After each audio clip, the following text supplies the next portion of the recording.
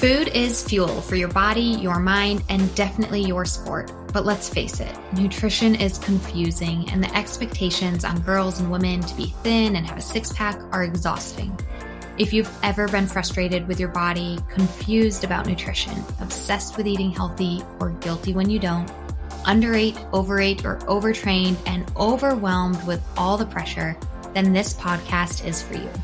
Nutrition can be easy, you can take control of it, but it might start with letting go of control by asking for help and making a change. I'm Lindsay Elizabeth Cortez, sports dietitian and owner of Rise Up Nutrition, where I empower female athletes to overcome nutrition concerns and perform at their highest level, to stop being confused by all the mixed or harmful messages, and finally have confidence in your body as a fierce, fit, and fueled female athlete. Hello, listeners. It's Lindsay Cortez, your host, and I'm here today with a wonderful guest, Anne Mazur. She is the founder and CEO of Runners Love Yoga, the mission of which is to help runners through yoga designed specifically for them. Through Runners Love Yoga TV, she is a one-woman yoga filming and editing crew, which brings accessible yoga to runners worldwide. It's found at runnersloveyoga.tv. And with the Runners Love Yoga TV iOS and Android apps, you can do 200 plus yoga classes with her anytime. Recently, the Runners Love Yoga brand of activewear has branched off to become Relay Run Company. Relay Run Company activewear is built upon the four legs of fashion, art, performance, and comfort. Anne has been in the clothing industry for a decade and is excited for the direction that Relay Run Company is headed, especially as they are donating 1% of all purchases to animal rescue. Anne is a 2020 Olympic trials marathoner who loves racing all distances from the mile to 26.2, and whose own training unorthodoxly combines running, swimming, and yoga. While at Notre Dame, she was an English and math double major, and she founded Runners Love Yoga while earning her PhD in English at UVA. Anne, thanks so much for joining us. Thanks for having me, Lindsay. Great to be here. Yeah. Wow, I'm so excited to talk to you. Your bio is super interesting to me. And I feel like if I ever get to live life over again, I might like to have a career path similar to yours. It's been very interesting and definitely very unorthodox. I think my bio, even you reading it back, it sounds crazy. Because there's not too many people who are even math and English majors. Even at Notre Dame, I started as an engineer, and my second semester of sophomore year, we read a novel in my mechanical engineering lecture, and I feel like I was the only engineer who actually read the novel.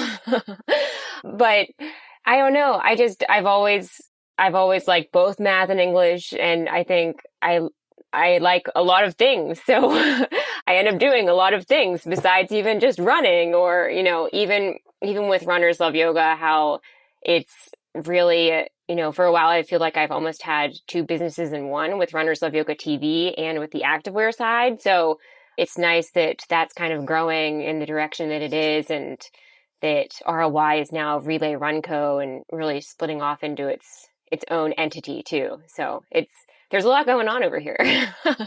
For sure. And I literally, before we pressed record, I was apologizing to you because I was late to our recording because I had a client session right before. And I was literally talking to this client about kind of our identity. She was kind of thinking about her identity as a runner and relating to that. And I really proposed this concept to her of you don't have to be just one thing.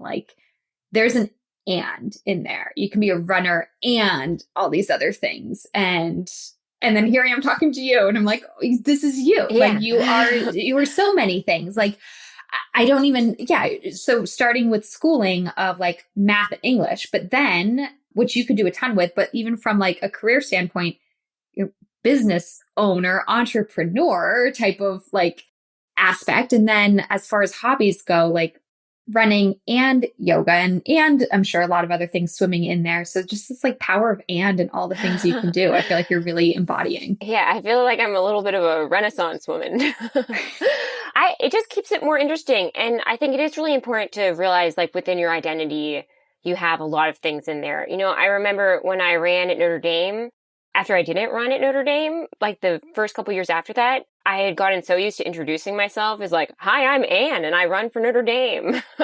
Then it was really hard for me and like weird kind of for the couple years after that. And I think that's probably something a lot of runners and probably collegiate runners especially can kind of relate to, like, who are you if you aren't running for your university anymore, So I think it's important to remember there really are a lot of sides of you. And, it actually, as special as those 4 years are in college or, as special as whatever phase someone is in, there's something after that that might be even way, way better and they just don't know yet. So, yeah.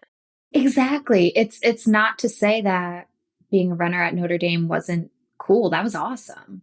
And it's not to say that like you have to like close yourself off from that, but know that during a different phase in your life or for different reasons, you can grow into other things. There's so many other like, yeah, what you hit on of people post college or just post like sport, even feeling that loss of identity is definitely there for a lot of people. But know that if you say goodbye to one thing, you can say hello to the next things or step into that. You might not even know yet what it could be. Yeah, it can be really freeing too. I was actually always glad I was a runner too, because I almost felt bad for the athletes in the other sports. I'm like, what if I played like, I don't know, I can't think of an example right now, but some sports are a lot harder to do post-collegiately. Gymnastics? Yes, exactly. My sister was a gymnast. So, that was really weird for her to then not, I mean, she was still actually, my sister's like 34 and she was actually still trying to go to the gym and like doing gymnastics, so go Jill. But, that's my sister. I love that. Go Jill. So it's, I don't know. Yeah, it can also be really freeing then once you, I don't know, I don't want to say let go of, but, I think another example is, I got my PhD in English and this is, I think actually weirdly very analogous, but a lot of academics, you get your PhD, especially in the humanities, and then you don't become an English professor or you don't become a history professor. Like you have all these sort of alternative academic tracks that you end up on. So while I was getting my PhD in English at UVA, the University of Virginia, I very much thought I was going to be an English professor. So, and I loved teaching. I was really good at it. And it was really hard when the academic job market, first of all, is just like actually absurd. And there's a lot of problems with academia right now, quite frankly. But I just wasn't willing to like move to North Dakota or like 10 hours away to teach, and I had a life here in Charlottesville. So that was hard too, actually, to kind of be like, oh yeah, I'm not going to be an English professor, but I'm going to do this. And sometimes people will even ask me, like, oh, well, are you going to go back to teaching or, and I'm like, well, I'm still teaching yoga. And I think everything that you've done, like all of my experience teaching English at UVA has so informed everything I'm doing now. Like that was like teaching boot camp, I'm very good at improv now. Like you could throw me into a class and be like, teach it on X topic and I would teach you, like I can make it up as I go, so it's everything that you've done, even if it feels like it's in this past life, is kind of informing what you do now in a really useful way. Mm-hmm. And that's probably why you've been so successful to create Runners Love Yoga TV with over 200 videos all on your own of just like, how do I just teach this, yoga class all by yourself? Yeah, Runners of Yoga TV really kind of started in 2020 with the pandemic. So before that, I had just 12 videos online, but I had someone help me film them. And I always kind of had thought to myself, wow, it would be really great if I could just do all this myself and not have to rely on someone else for the editing and all of that. And then in really probably like, I don't know, once the pandemic hit, everything at UVA got moved online. And I still teach part-time at UVA in the kinesiology department. So not in English, but in kinesiology, I teach running for fitness and yoga to undergrads. Great. And all of that got moved online. And I really didn't want to do yoga on Zoom. I thought that just sounds torturesome. So I was like just picturing me watching like all these kids doing yoga on these little screens and the audio just being not good. And so I'm like, I'm going to figure this out. And I mean, the audio was actually the bane of my existence for a while. Yeah. You know, I figured out like this professional audio equipment, and this was not something that I was familiar with at all. So that was hard, but I think I've got it down. But yeah, I just go out and I have a bunch of outdoor spaces now where I film yoga like pretty much weekly. And there's a new Friday flow every Friday that I put up at Runners of Yoga TV. So I have a whole bunch of people that follow and do those. But I do all the editing and everything myself. So it really is a one woman filming, editing, teaching show. Yeah.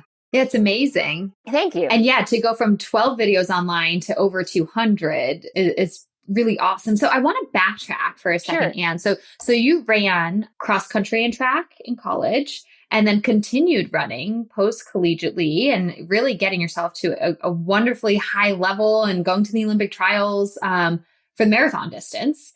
And feel free to elaborate on that. But I'm also interested, just because yoga is your business too, like where in your running journey, where did yoga come into play for you too?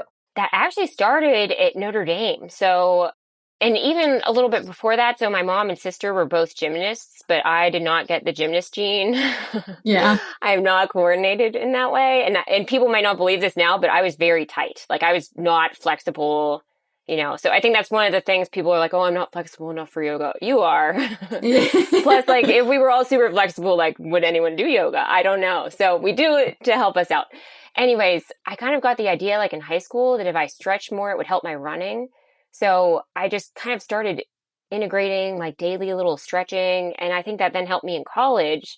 But then I would take forever stretching before we would go off to our, group run at Notre Dame.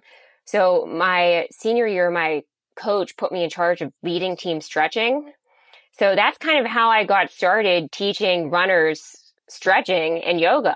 And then that year we had like way less injuries. So I was we definitely stretched longer thanks to me, but I think it helped everyone out. And then one of my teammates was like, Anne, you're really good at this. You should be a yoga teacher. And I'm like, that would be a great idea. So before I came to UVA, I did an intensive yoga teacher training over the summer. And then, I mean, that was, oh gosh, like 2009. So a long time ago at this point. But I just, the whole way along, like even at Notre Dame, the more I did yoga and kind of figured out like what specifically works for running and helping me with workouts and high mileage and, high mileage relative for me, I just felt stronger and healthier and just did better and felt better, while I was training hard. So I saw what a difference yoga made for me in my life. And like, even not just from a bodily perspective, but I would say like, especially mentally with my PhD, the PhDs in the humanities are very hard. I mean, PhDs across the board are very hard. And I think if you can come out the other end in like a better mental state than you went in, like you've done something right, because that's not easy to do, And I totally attribute yoga to my success there. Like it was great for managing stress and just dealing with everything. Yeah, for sure. Yeah, I think I read somewhere on when I was researching things to talk about with you that like you claim that your number one accomplishment is getting your PhD in English because it was so hard. And it's like, here you are with like, just doing so well with running and building your own business, but it's getting that PhD. That's your number one accomplishment. And so I think so. Yeah.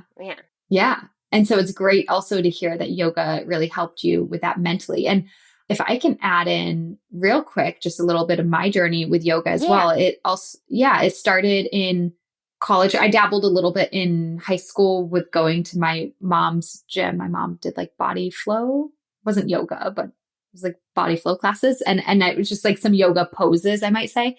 And then in college, was dealing with anxiety, and on the mental front there, I remember calling my mom at one point in time, just telling her about this anxiety I was having with everything in college.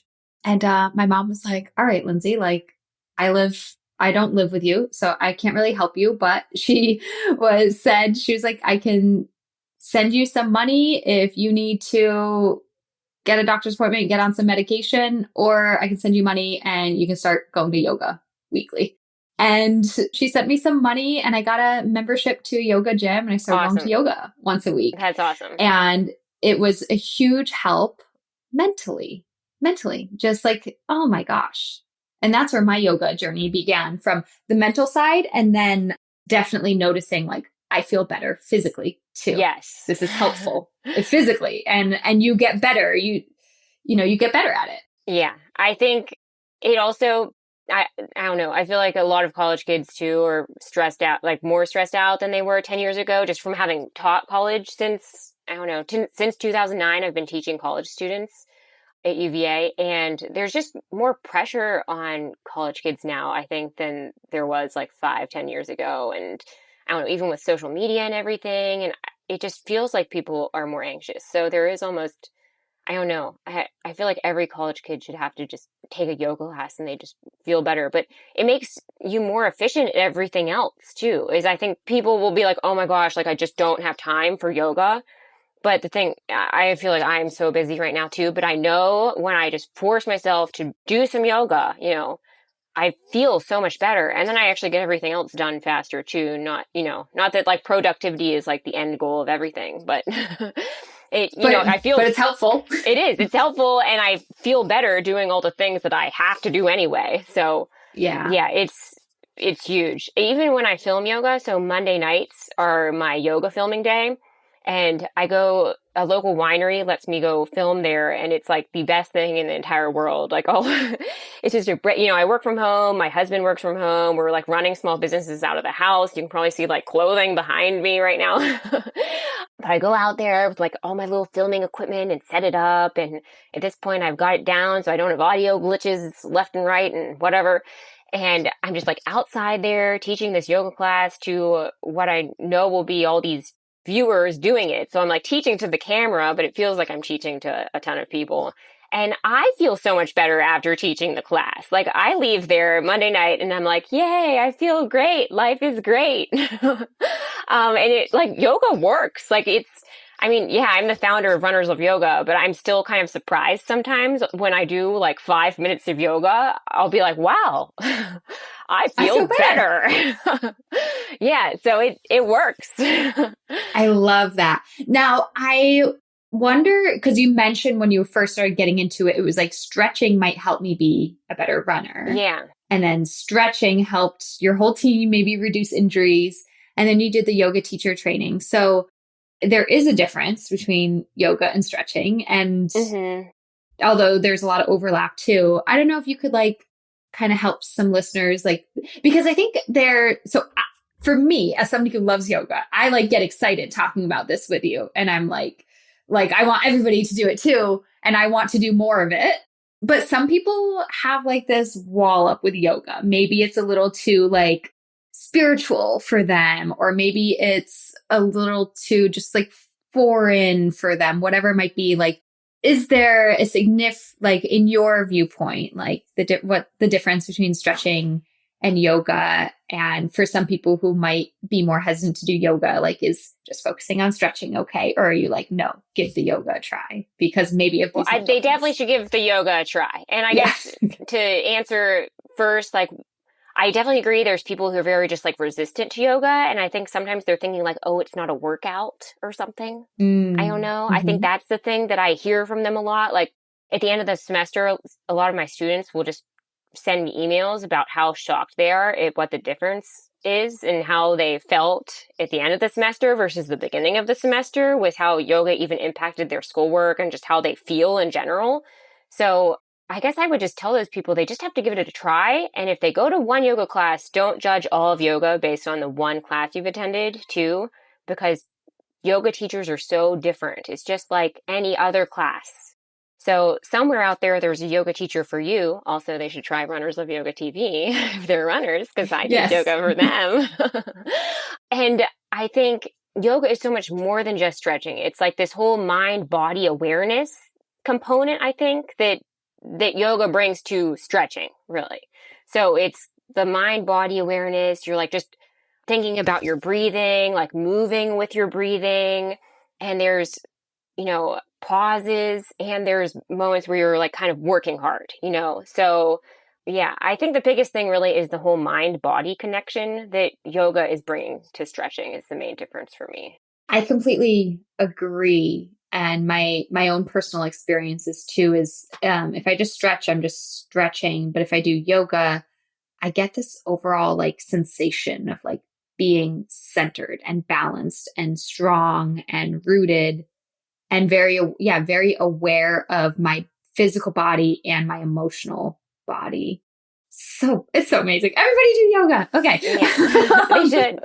I guess also, I teach yin yoga too, which is like longer holds of poses. So like it's all like reclining or seated.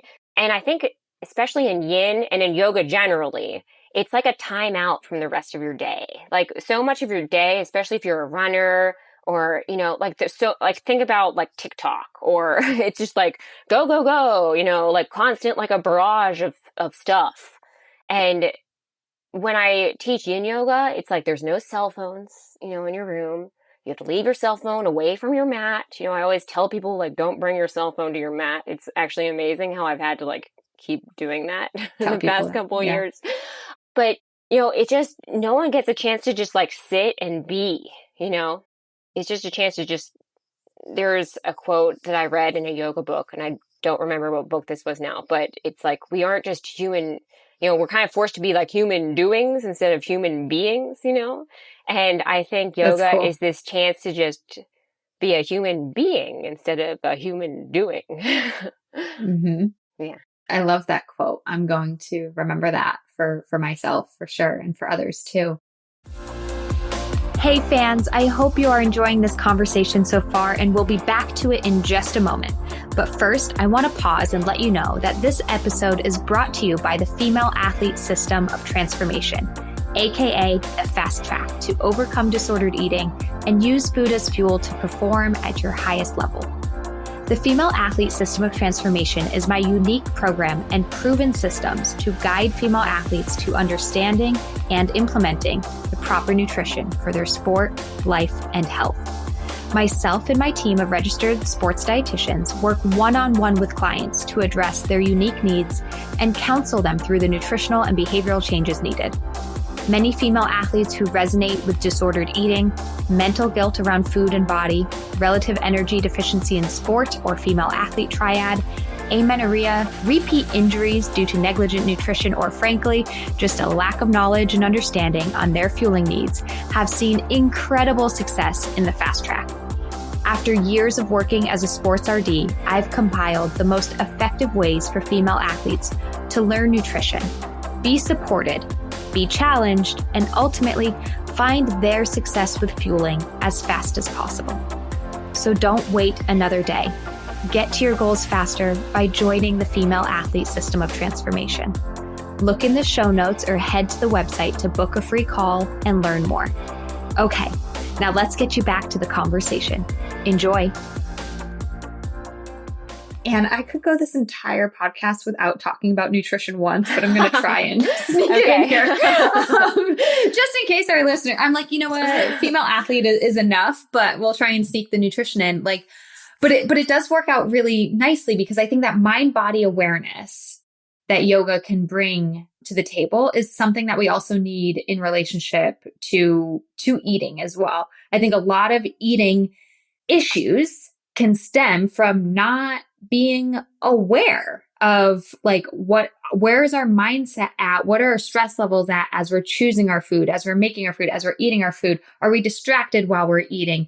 Are we eating but not listening to our bodies and how that physically made us feel? And so I do think that mind-body connection and awareness that yoga can bring can really help you with your nutrition in a variety of ways. So I'm interested to know whether in your personal journey or in how you've worked with people throughout the years, have you seen that as well? That mind-body awareness that yoga brings can help with eating as well.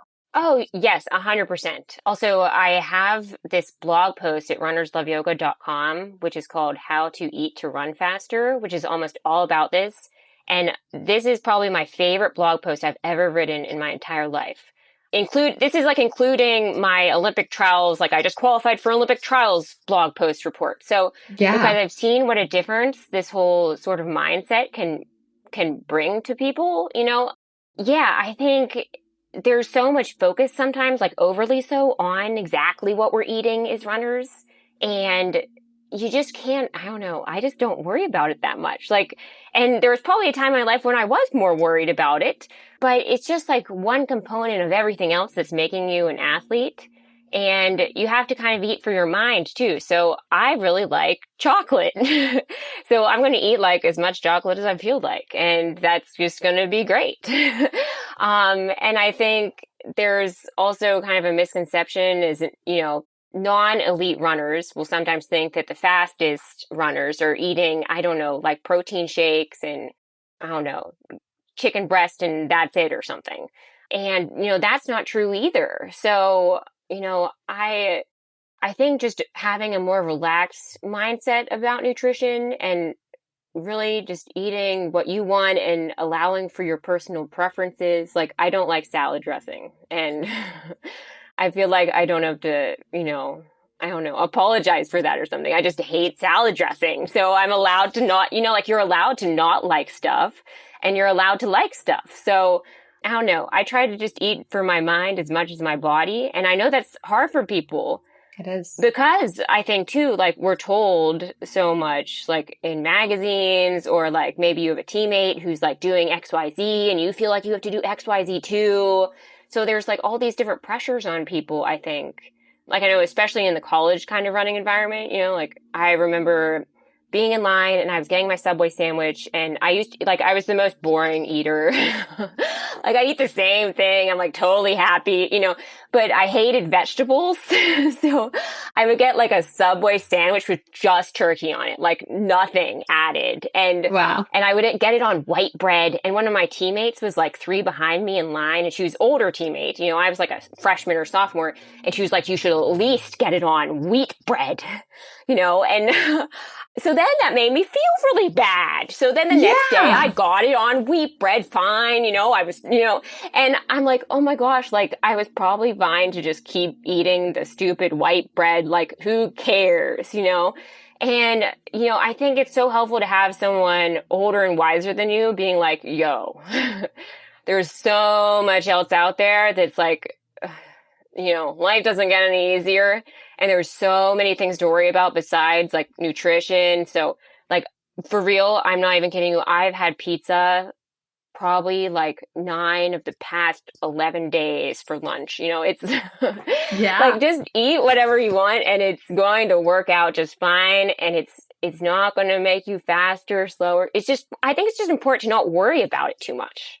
Like there's so many people who just worry about it so much. And at this point in my life, I'm very happy to say, like, I don't worry about it at all. And, I'm glad I'm at a point where I am there. And I think a lot of that is because of yoga and just being more relaxed about all of it. But everyone should go read that blog post. I recently reread it and it made me happy. And I sent it to I teach a lot of new runners in running for fitness.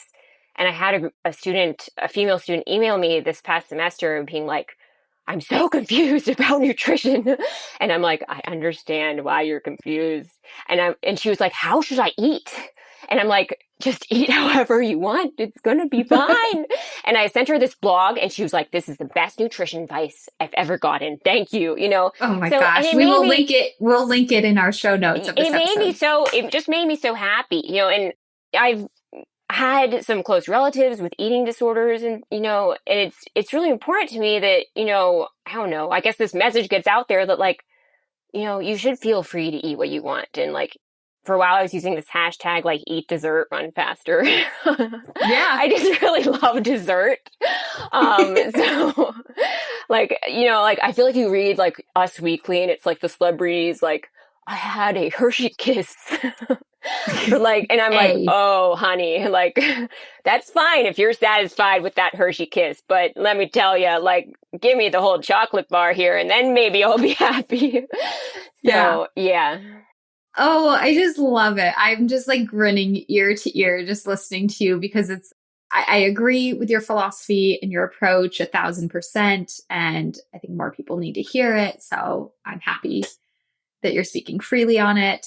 But also, like, tying this back to what you do and everything, I think that mind body awareness in yoga and being less stressed about it has totally helped you, like, this. Like, you're no longer stressing about the white bread or the wheat bread. You're like, over it, right? And and talking about, like, whether it be runners or any other athlete and what will make us faster, what will make us better, it's like probably not stressing about it so much. Yes.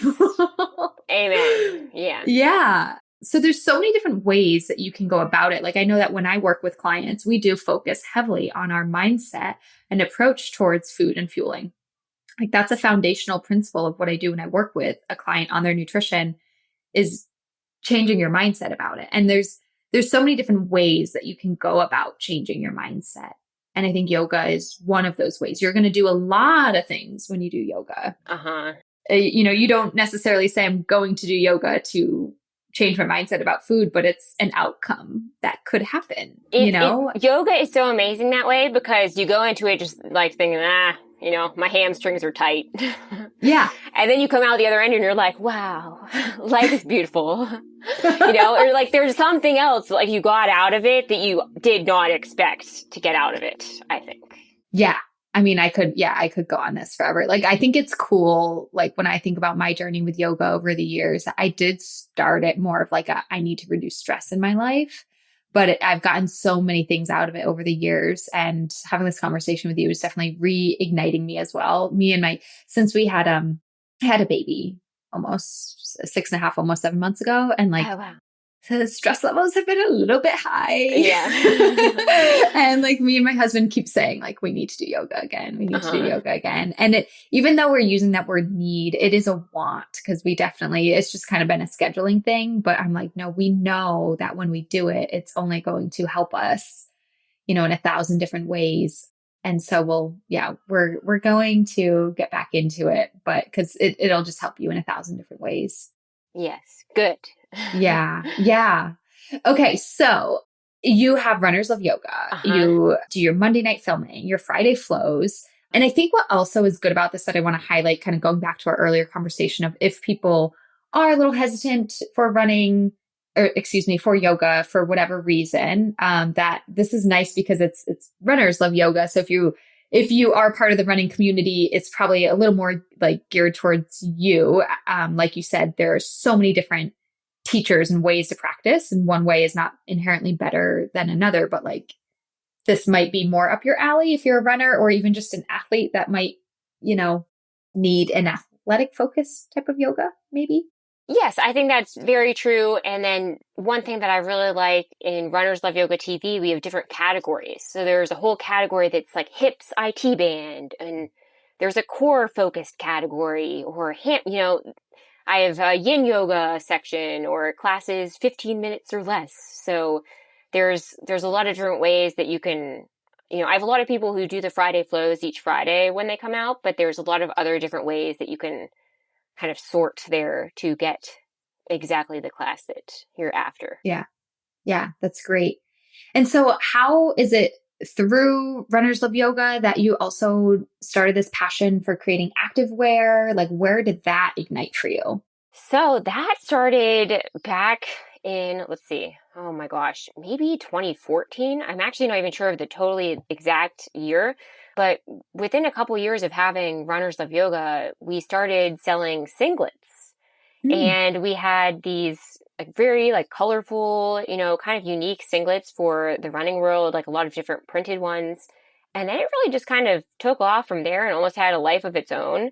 And I've always really loved fashion and art. When I was little, I wanted to design clothes for Barbie. Yeah. So I'm not designing for Barbie. I'm designing for every woman now. But I think my college teammates would probably also not be surprised to see what I'm doing now, because they knew I loved running clothes back then as well. I was always the person who would show up like in the non-issued gear, Yeah. sneakily, that was me.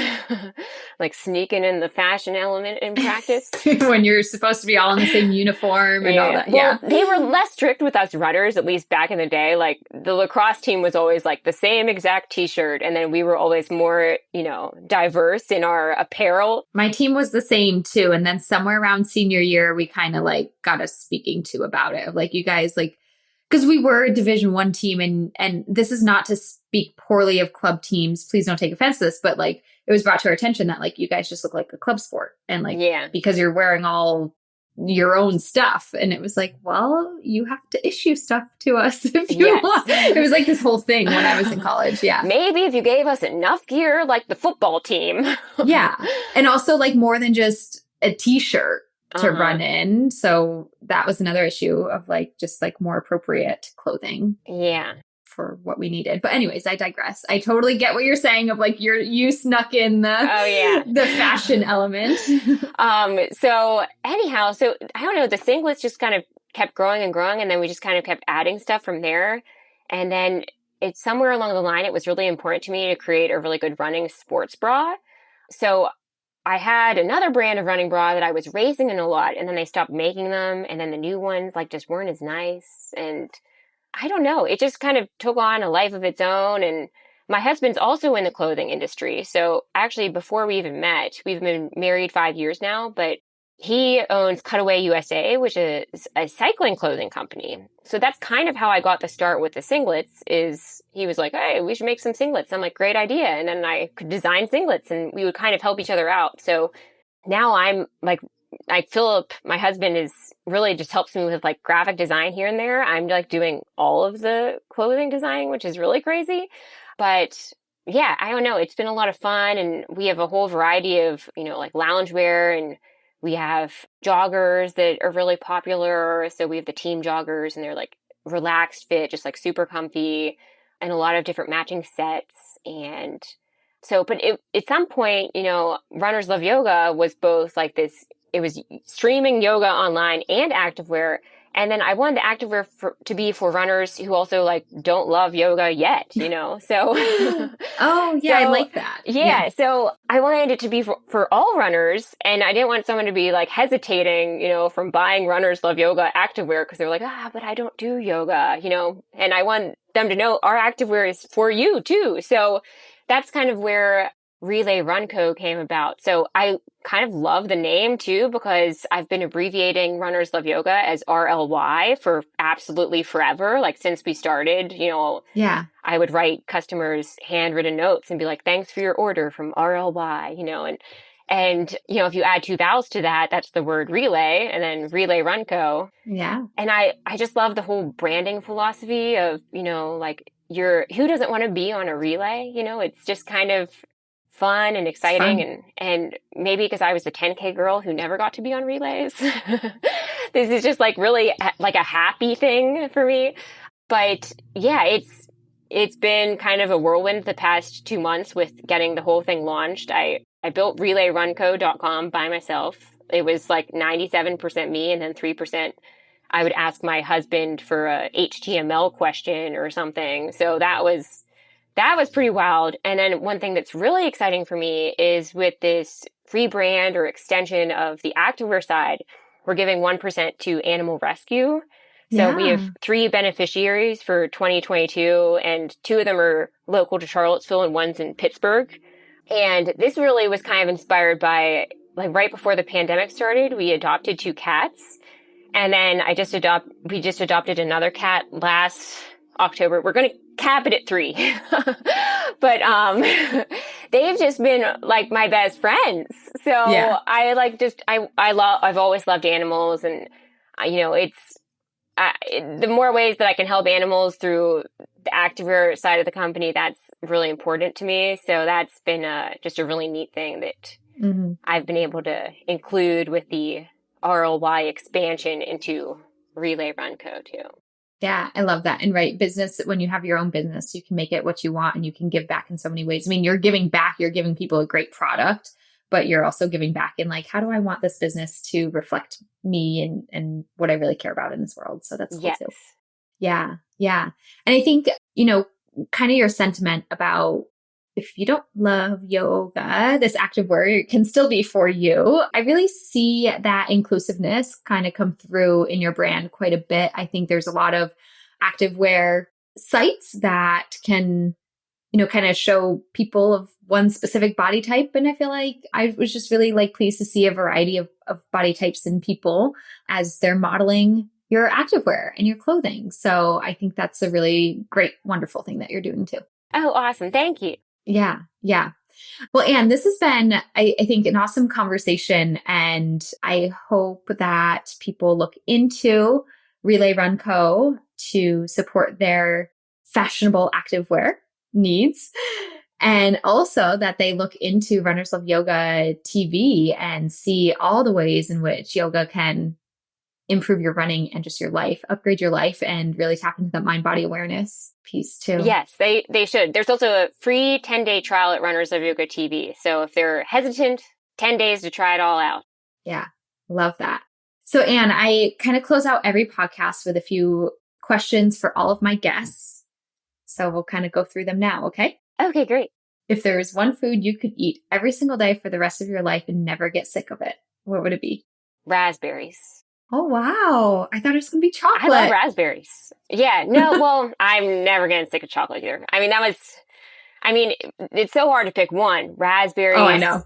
Bananas, chocolate, pizza. I can't get tired of pizza. But we're sticking with raspberries. Raspberries. I like it. Awesome. And what is your favorite sport to participate in yourself? Oh, running, I guess, but number 2 is definitely swimming. So yeah. Awesome. And how about as a spectator? Is there a sport that you enjoy watching and cheering on the sidelines? I actually love watching swimming. No one is going to understand that. Well, the UVA women's swim team, they just won NCAAs. There's a bunch of Olympic medalists on the women's side. They're awesome. And I train in that pool so I'll get out of the pool and see them going into practice. So I love watching swimming, and my little brother swam in college. So I'm a huge swim fan. Yeah, that's awesome. I love it. I know we didn't even really talk too much. I think I mentioned it in your bio, but swimming is a big part of your training. Oh, yeah. As a runner, between the swimming and the yoga. And yes, you're a high level runner, but it's the swimming and the yoga has probably helped you with reducing injury and just being just being this resilient runner. Yeah. I will say, so when I ran in college for Notre Dame, I didn't get to swim as much.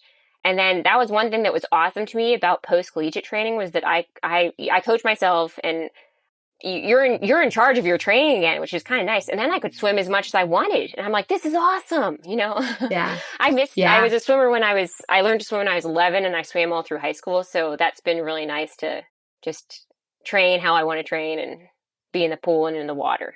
Yeah, that's awesome. So final question, is there a female athlete out there you want to give a shout out to for being a role model and inspiration, for being what I call fierce, fit, and fueled? Whether someone in your personal life or somebody well-known. Oh, now I'm going to cry. I want to give a shout out to my sister, Jill, because Jill so she just swam around Key West. It was 20 plus thousand yards. Wow. And so Jill was a gymnast and when she was little, and she dove for Notre Dame for a year. She went to Notre Dame too. And now I am crying. Yeah. I love this. Yeah. My sister's awesome. So, and I'm going to take a tiny bit of credit because I got her back into swimming this fall. And she joined a master's team, and she's the happiest I've ever seen her now that she's back at this sport that she did when she was little. So I guess I would say if you take anything away from this is let yourself do other sports that you did when you were little, and you might find it helps you with the other sports that you're doing now currently. And yeah, so my sister's awesome. I love that. Yeah. Shout out to Jill. And thank you so much, Anne, for doing what you do, for teaching people, helping runners, spreading the love of yoga, giving us awesome clothes to wear. And we appreciate your time today. Thanks, Lindsay. It was awesome talking to you. I really hope you enjoyed that episode, and thanks for listening. But before I let you go, I have free resources that you can have access to right away, right now, so that you can start fueling your body as a fierce, fit, and fueled female athlete. First, I have your Red S recovery race. If you've ever wondered if you might be struggling with Red S, curious to learn more, or know you have Red S and are looking to recover fast, then you can head to www.riseupnutritionrun.com/RedS and download the Red S Recovery Race. See how you place and figure out the next steps to recovery. Plus, while there, I have a few other great resources for you, including 3 nutrition secrets that every elite athlete swears by, and access to a private Facebook community, Female Athlete Nutrition. So again, to gain access to all of this, head to riseupnutritionrun.com/RedS. That's /REDS. And you can gain access and get the help you need fast. Too many girls and women and female athletes struggle with nutrition, but you don't have to any longer. Become fierce, fit, and fueled. Links in the show notes, and I'll see you next time.